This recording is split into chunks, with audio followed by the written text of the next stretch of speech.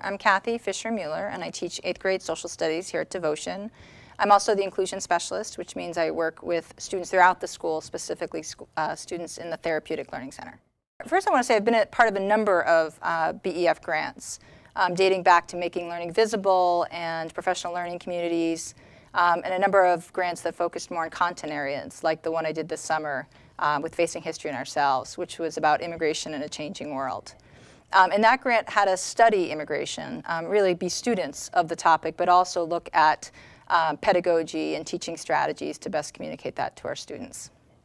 I mean, Facing History in Ourselves is such a fantastic organization, and we're so lucky that they work so closely with us.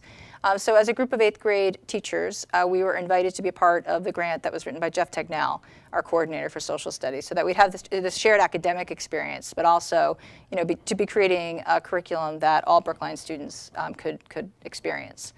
So it was really about content, but it was also about teaching strategies and pedagogy.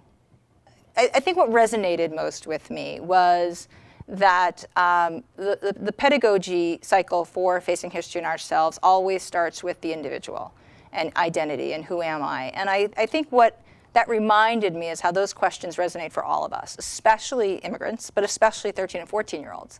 And I think it was the kind of those questions of membership, of identity, of do I belong. While they're very much questions that are applicable to the study of immigrants, it reminded me of how applicable it was to middle schoolers as well. And I think it goes back to the way that the Facing History in Ourselves curriculum asks students to not only learn something in its historical context, but then look at it in the context of today. And so I think the lasting impact for me is to have our students really think about not only the world as it was in 1848 or in post-World War II, but the world in 2014. And I think that parents might notice kids noticing the world around them a little more. I mean, I think that's ultimately the goal of a good history education, but it's certainly the Facing History in Ourselves, is that they start to see themselves as participants in their society. And I do think that's something that I came away with this Facing History in Ourselves unit, but really all of their units.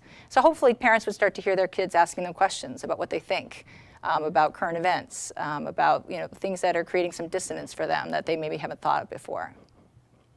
I'm a Brookline teacher, but I'm also a Brookline parent. I have a junior at the high school. I also have a 7th grader at Lincoln. And just to have an organization like this that is so dedicated to doing what's best for students through educating teachers, I'm just really grateful to it.